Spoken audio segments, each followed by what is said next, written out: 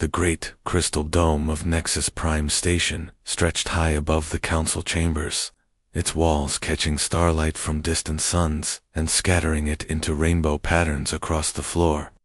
Ambassador Li Hyun had walked these halls many times before, but never like this.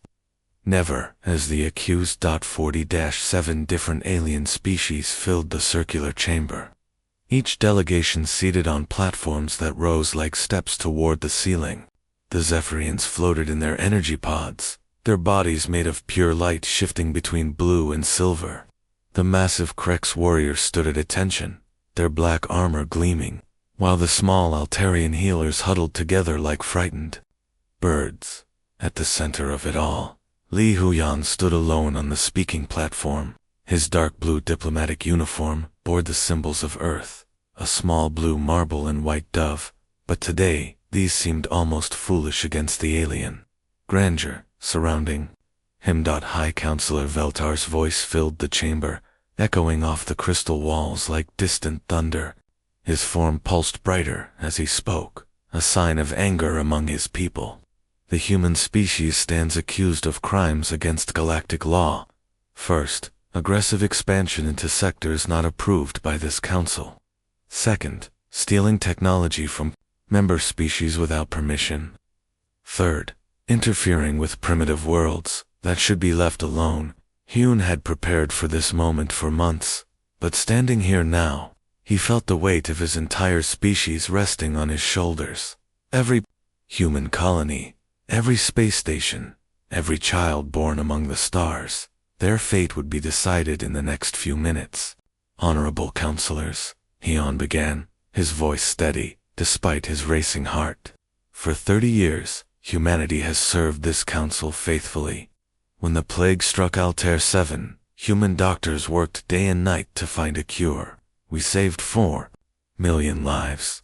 When meteor storms destroyed the trading posts near Centauri, human engineers rebuilt them stronger than before. When pirates attacked the peaceful vegan colonies, human ships drove them off. The Altarian delegate, Dr. Mirren, nodded slightly. Her bird-like head turned toward the other counselors, but she remained silent. The political pressure was too great. General Thokmar of the Krex rose from his seat, his 7-foot frame imposing, even at a distance. His voice boomed across the chamber like a war drum. Pretty words cannot hide ugly truth. Humans take what they want and ask permission later. You scan our ships, copy our weapons, steal our secrets. You call it learning. We call it theft. We observe and adapt, Hyun replied calmly. When we see technology that could help save lives or protect the innocent, yes, we study it. We learn from it. But we also share what we discover. The medical scanners we developed from Zephyrian energy research have been given freely to every council member.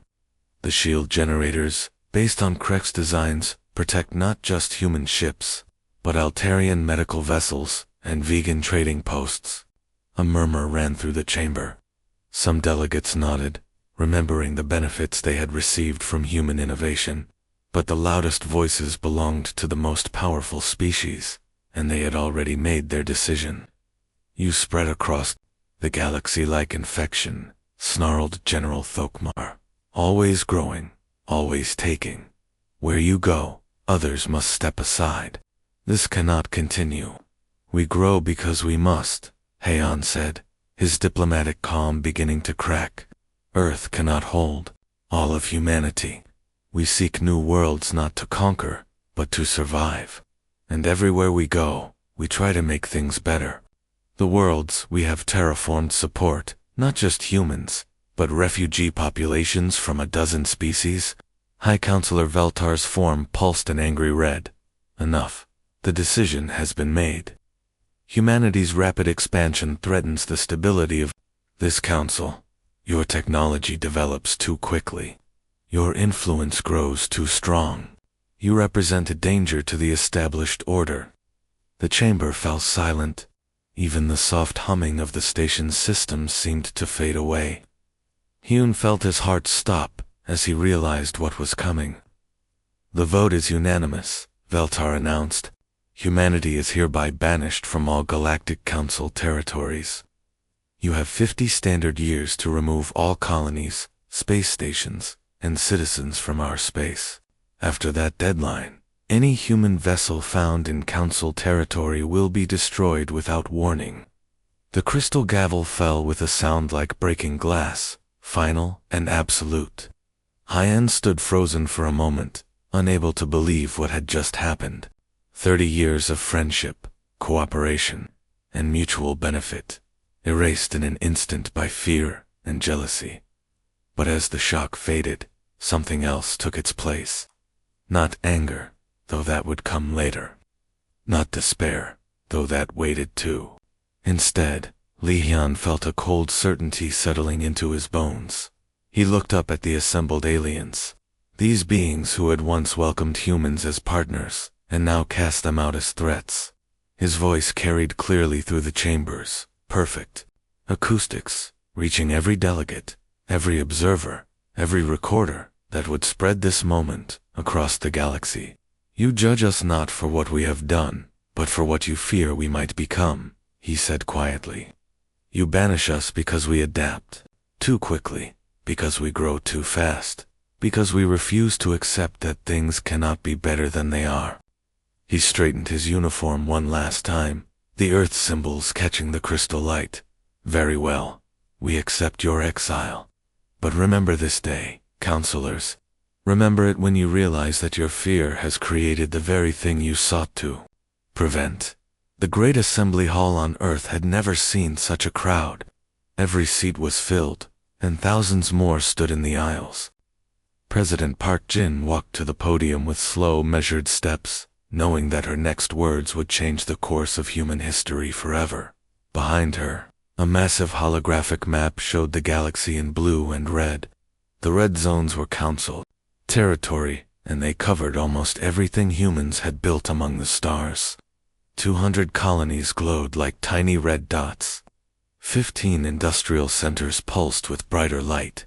Nearly 300 million human lives scattered across 100 star systems, all now marked for removal. My fellow humans, Park Jin began, her voice carrying to every corner of the hall, and to billions more watching on screens across human space. 3 days ago, Ambassador Li Hyun stood before the Galactic Council. He spoke for all of us.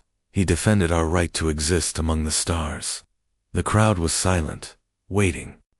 They had all heard rumors, whispers, fear spreading from world to world, faster than official news. The council has given us their answer, the president continued.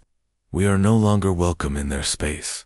We have 50 years to leave every world, every station, every home we have built. They call us dangerous. They call us a threat to their order. Angry shouts erupted from the crowd. Someone threw a chair. Security guards moved forward, but Park Jin raised her hand for silence. They are right about one thing, she said, and the hall fell quiet again. We are dangerous too. They're comfortable. World where nothing changes, where the strong rule the weak, where new ideas are feared. But we will not apologize for being human. We will not beg to stay where we are not wanted. She paused, looking out over the sea of faces, young and old, from every nation that had once divided Earth, now united by this moment of crisis. We go, she declared, all of us, together, and we will show the galaxy what humans can accomplish when they stand as one. 10,000 light-years away, Captain Kim Tae stood on the bridge of the evacuation ship, Morning Star, watching the organized chaos of the largest rescue operation in human history. Through the viewport, he could see the orbital platforms of Kepler Station, massive structures that had taken 30 years to build, where families had lived and worked for 3 generations. Status report, he called to his bridge crew. Lieutenant Yoon Sel looked up from her console, her young face tight with stress. 67 transport ships docked and loading. Estimated completion in 4 hours. But Captain, she hesitated. What? Is it? Long-range sensors show a Krex battle fleet at the edge of the system. 12 ships, including 2 heavy cruisers. They're moving closer. Kim Tae cursed under his breath. The deadline was still 6 months away, but apparently some aliens were eager to see humans gone immediately. How long until they reach weapons range? At current speed, maybe 2 hours. Kim Tae made the hardest decision of his career. He opened a channel to all evacuation ships. All vessels, this is evacuation command. We have hostile ships approaching. Emergency protocol is now in effect. Any ship not loaded and ready to depart in 30 minutes will be left behind. The response was immediate. Families ran through the station corridors, dragging children and carrying whatever they could. Cargo doors slammed shut on half-empty holds. Parents made impossible choices about what to save and what to abandon forever. On New Busan, the scene was different but equally heartbreaking. The colonists there had more warning, more time to prepare, but they also had something the Kepler station miners did not, a way to deny their former allies the fruits of human labor. Dr. Song Hannah stood in the control room of the atmospheric processing plant, her hand hovering over a red button that would activate the self-destruct sequence. Through the windows, she could see the great towers that had turned a dead world into a garden. Her grandfather had designed them. Her father had built them. She had maintained them for 20 years. "Are you sure about this?" asked her assistant, tears streaming down his face. "If we cannot have it," Dr. Song said quietly, "then no one can." She pressed the button. The towers that had pumped life into New Busan's atmosphere for 50 years disappeared in brilliant nuclear fire. Better to leave behind a lifeless rock than let the aliens who had cast them out claim the work of human hands. Admiral Oh Sung commanded the rear guard from his flagship Indomitable, watching as the last convoys jumped to safety. His ships were older, slower than the alien vessels pursuing them. But they had something the aliens did not expect, the desperate courage of people with nothing left to lose. "Admiral," his communications officer reported, "incoming transmission from the Krex fleet. Put it through."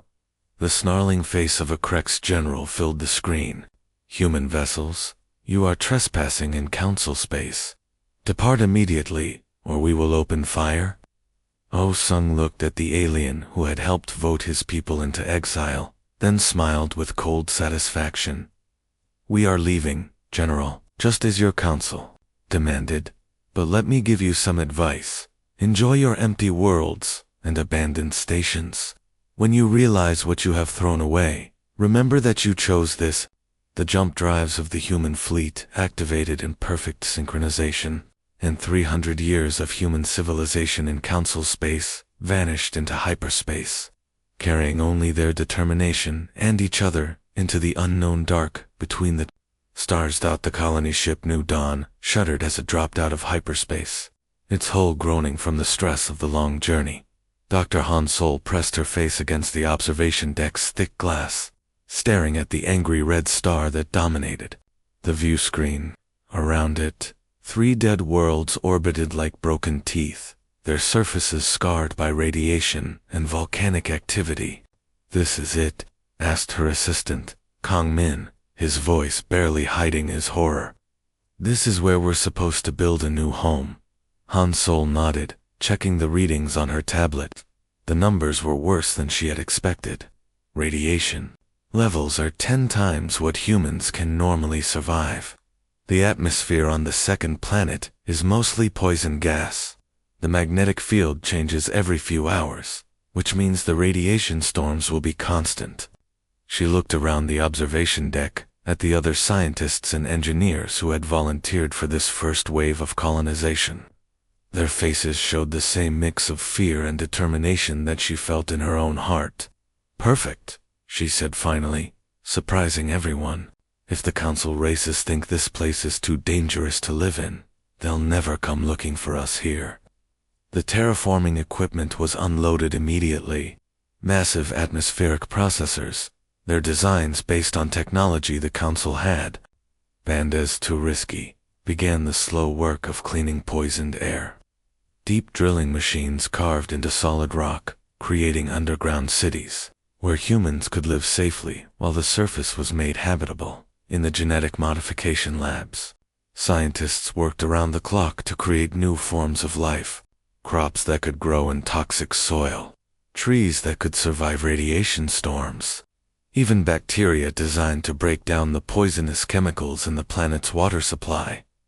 Han Sol stood in the main laboratory, watching as her team prepared the first batch of modified seeds. The council said these techniques were too dangerous, she told them. They were afraid of what might happen if we changed life itself. But we don't have the luxury of being afraid anymore. The first plants grew in sealed greenhouses, their leaves a strange blue-green color that could absorb the red star's harsh light. When they survived their first week, Han Sol allowed herself to hope. When they survived their first month, she knew humanity would survive too.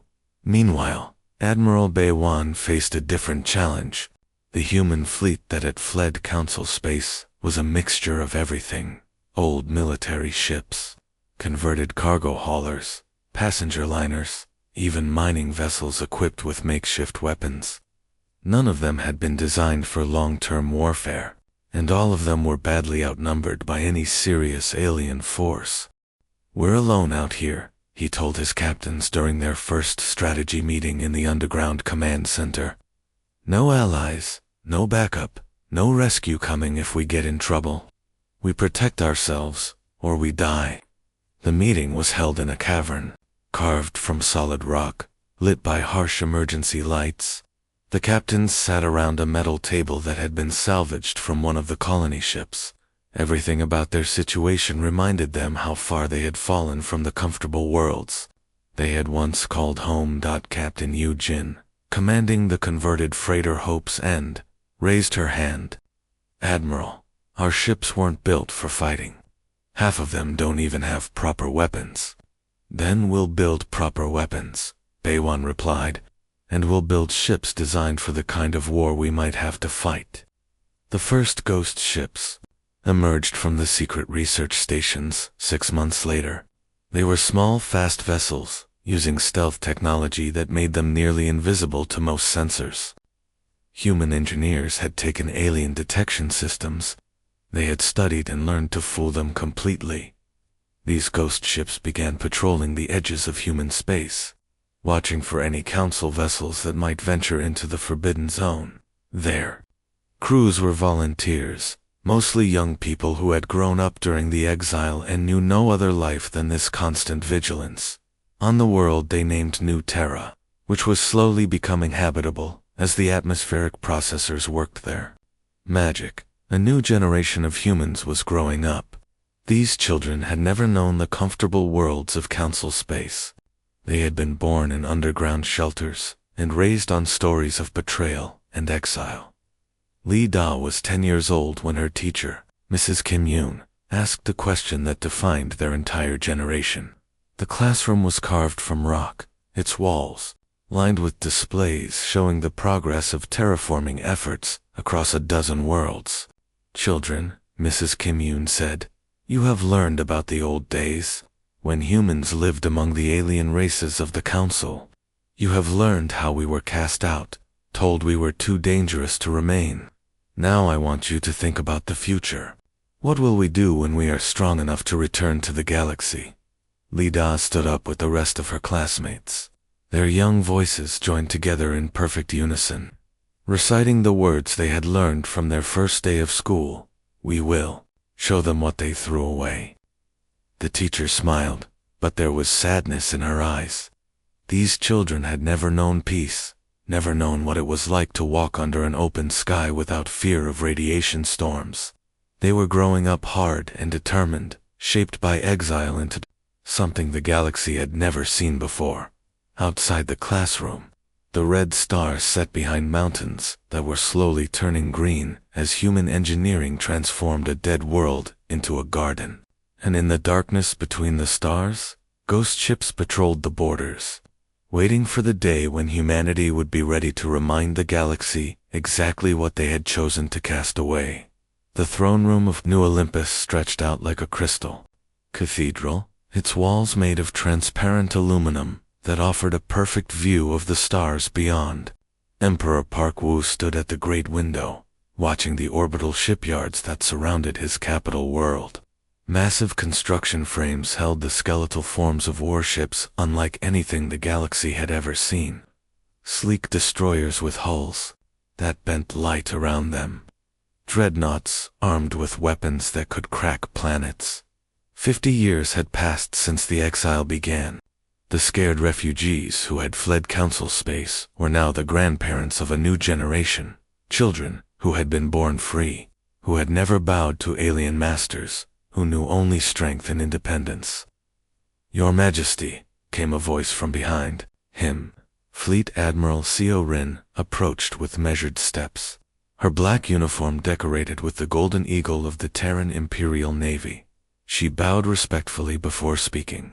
"Our deep space reconnaissance ships have encountered something interesting. The Vorthok Confederacy has made contact with us. They are ... requesting assistance." Park Wu turned from the window, his weathered face showing interest. The Vorthok were reptilian warriors, 7 feet tall, with scales like armor and claws that could tear through steel. The Council had exiled them decades before humanity's own banishment, calling their warrior culture primitive and unsuitable for civilized space. "What kind of assistance?" the Emperor asked. "They are under attack by Council peacekeepers. Zephyrian fleet, 12 ships. The Vorthok have only 4 vessels left, and they are badly outgunned." Park Wu considered this. The Vorthok system was deep in neutral space, far from any Council territory. If the Zephyrians were attacking them there, it could only mean one thing: the Council was expanding its reach, trying to eliminate any potential threats before they could grow strong. "Send Captain Jung Ho," Park Wu decided. "Tell him to take a full battle group, and tell him the galaxy is watching." 3 days later, Captain Jung Ho stood on the bridge of his stealth cruiser Shadow Strike, watching a battle that was already decided. The Vorthok ships were tough, built like fortresses, with thick armor and heavy weapons. But there were only 4 of them against 12 Zephyrian vessels, and they were losing badly. The Vorthok flagship, a massive battlecruiser called *Blood, Honor*, was trailing atmosphere from multiple hull breaches. Its weapons still fired defiantly, but Jung Ho could see that it would not last much longer. "Sir," reported his tactical officer, Lieutenant Park Min, "the Vorthok flagship is down to 30% power. 2 of their escorts are already dead in space. They have maybe 10 minutes before total defeat." Jung Ho watched the brave reptilian warriors fighting impossible odds, and he was reminded of another species that had once faced the Council's judgment, a species that had been called dangerous, primitive, unsuitable for civilized space. "All ships," he ordered over the fleet communications, "channel Ducloak and move to attack formation. Target the Zephyrian vessels. Let's show the Council what happens when they pick on our neighbors." The effect was immediate and devastating. The Zephyrian ships, which had been confidently closing in for the kill, suddenly found themselves facing 8 human warships that had appeared from nowhere. The human vessels were smaller than the alien dreadnoughts, but they moved with impossible speed and struck with weapons the Zephyrians had never seen before: plasma beams that could punch through any shield, missiles that turned in flight to follow their targets, point defense systems that could stop incoming fire with perfect accuracy. The Zephyrian fleet, which had ruled space for 1,000 years, was destroyed in less than 20 minutes. When the battle was over, Jung Ho received a transmission from the surviving Vorthok flagship. The alien who appeared on his screen was clearly a warrior. His scales were scarred from old battles, and his eyes held the hard wisdom of someone who had faced death many times. "I am War Chief Korthak, of the Vorthok Confederacy," the reptilian said in heavily accented but clear human language. You saved us. Why would humans risk their lives for strangers?" Jung Ho smiled, thinking of his own people's long journey from exile to strength. "Because we know what it feels like to be cast out for being different.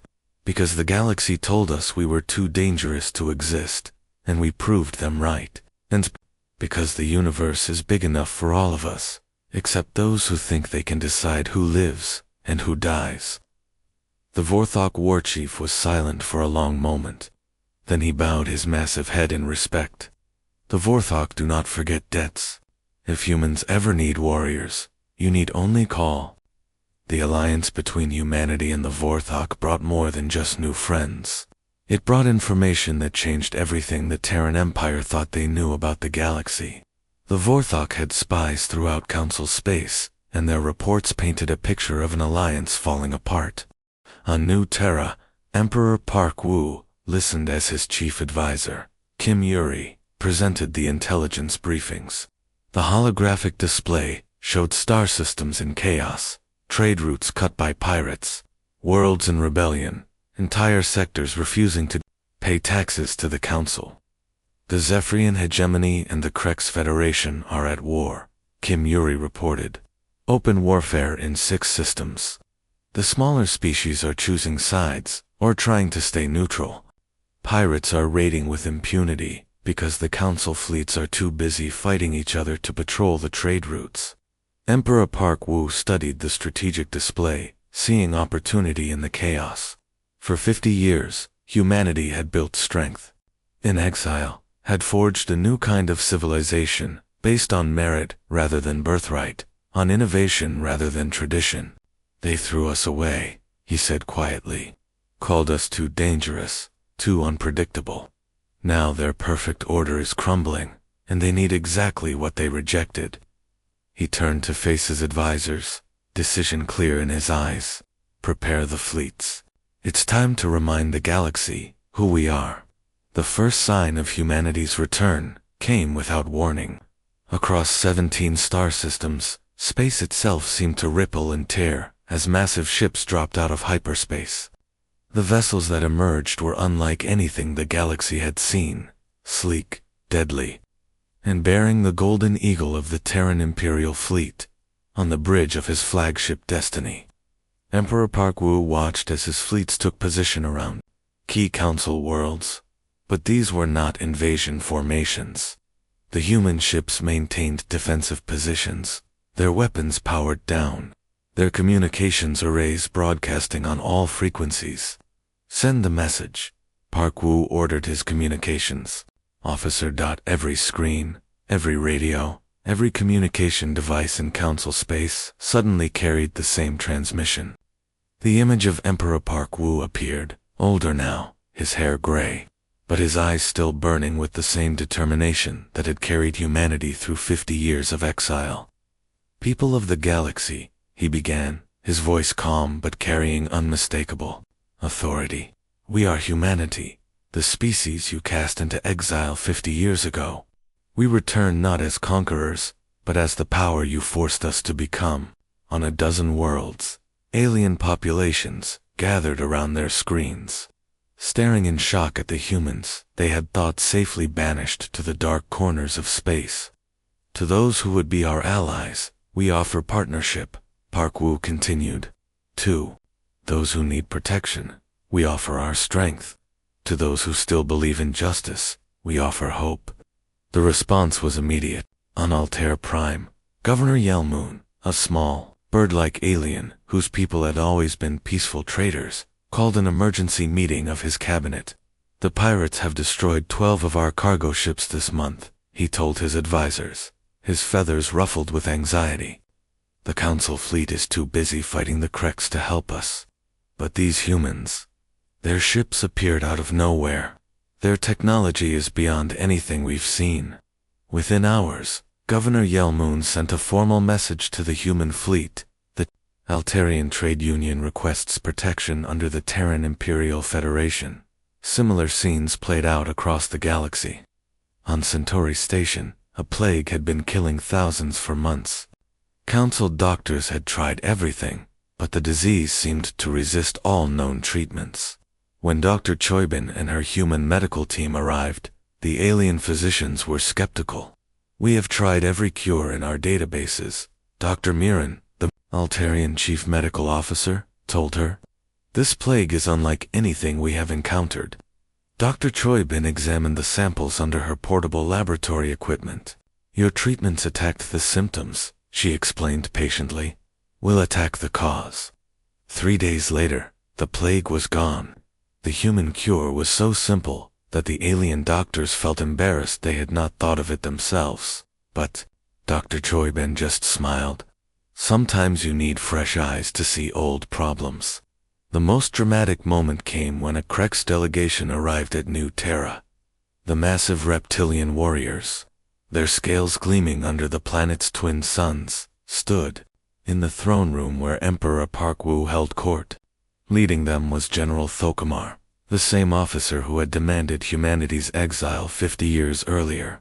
The proud general, who had never bowed to anyone in his long life, slowly dropped to one knee before the human emperor. His voice, usually a commanding roar, was quiet and humble. We were wrong, he admitted, the words seeming to pain him. Our pride blinded us to what you offered. The Krex Federation is dying, our economy collapsed, our fleets defeated by rebels and pirates. We formally request admission to the Terran Federation. Emperor Park Woo looked down at the alien who had once called his people a plague upon the galaxy.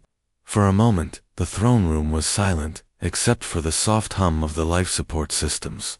Rise, General, Park Woo said finally. We are not here for revenge. We are here to build something better. Admiral Nam Sol, commanding the human flagship Liberation, accepted the formal surrender of the Krex fleet with dignity. As the alien officers handed over their weapons, she addressed them with respect. We're not here to gloat over your defeat, she told the assembled Krex warriors. We're here to give you a chance to be part of something greater than what came before. One by one, systems joined the new federation. The warrior Vorthok brought their military traditions. The peaceful Altarians contributed their knowledge of trade and medicine. Even some of the core worlds, tired of the Council's endless wars and corruption, sent secret messages asking about membership. The final confrontation came at Nexus Prime, the same crystal station where humanity had been sentenced to exile. The remaining Zephyrian fleet, desperate and surrounded, had made their last stand there. Their energy beings flickered with fear and anger as human ships surrounded the station. But instead of an attack, a single small ship approached the station.